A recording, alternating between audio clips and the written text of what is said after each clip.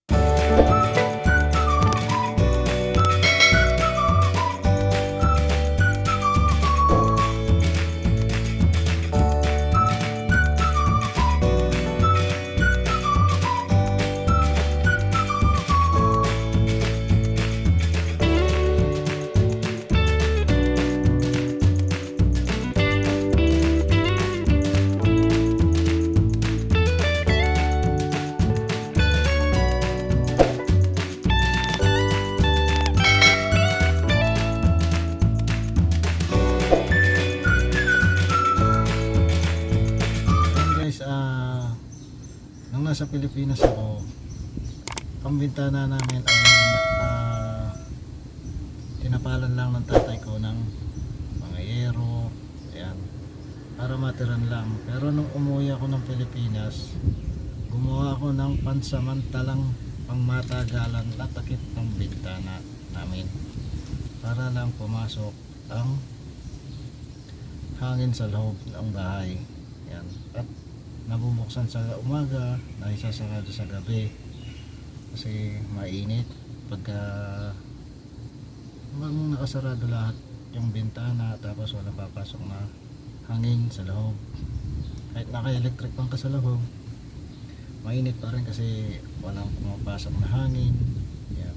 Kaya ang ginawa ko, gumawa ko ng pansamantala ng takip ng bintana ng bahay natin. At ito yan guys. Yan. Samahan nyo panoorin natin.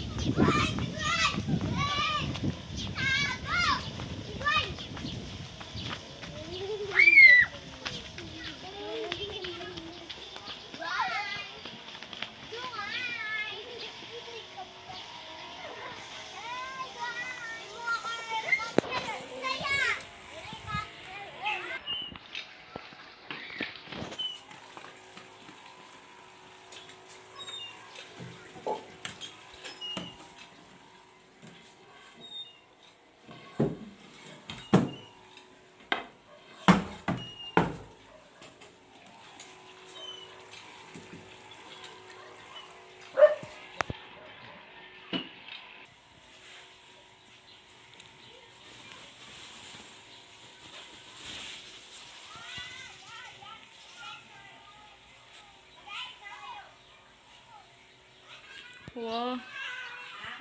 Wow.